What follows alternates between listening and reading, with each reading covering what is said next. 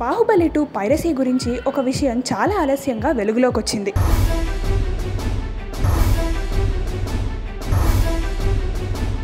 ఈ movie release రోజున అంటే ఏప్రిల్ 28న నిర్మాతలకు కొంతమంది ఫోన్ చేసి తమ దగ్గర బాహుబలి 2 పైరసీ HD ప్రింట్ ఉందని,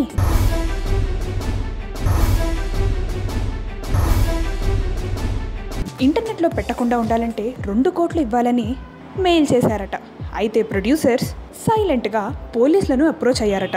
పోలీసులు చాలా పకడ్బందీగా ప్లాన్ చేసి ఆర్కా మీడియా వర్క్స్ నుంచి వచ్చామని చెప్పి